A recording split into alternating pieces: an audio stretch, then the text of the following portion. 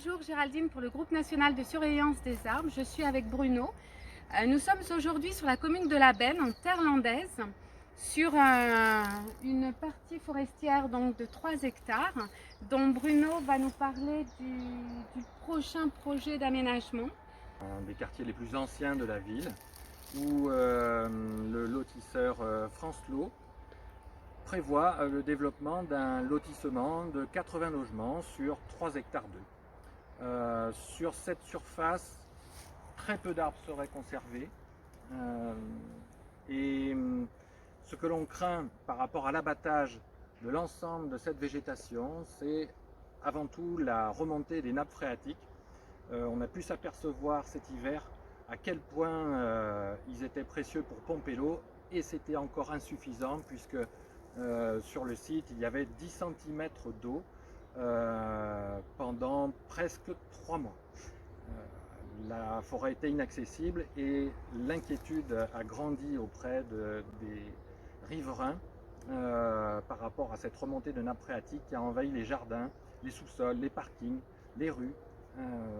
Donc l'inquiétude est grande. L'autre inquiétude, c'est par rapport à la couverture végétale que cet espace peut représenter dans nos quartiers, puisque l'été, elle a pour effet de baisser la température au sol. Et si tout ça disparaît, effectivement, on n'aura plus ce bénéfice que la nature nous offre. Et enfin, par rapport à l'autoroute et à la RD 810 toute proche, cette couverture végétale nous permet d'amortir le bruit de la circulation. Voilà, les inconvénients sont majeurs, sans compter les dégâts occasionnés à la biodiversité qui ici est particulièrement riche. Il faut savoir donc ici qu'il y a une faune et une flore qui est vraiment très présente. On a une densification qui est assez importante au niveau de ce patrimoine qui est quand même exceptionnel. Et la problématique, c'est dans les terres landaises, on a énormément de projets d'aménagement qui aujourd'hui mettent à mal tout un écosystème.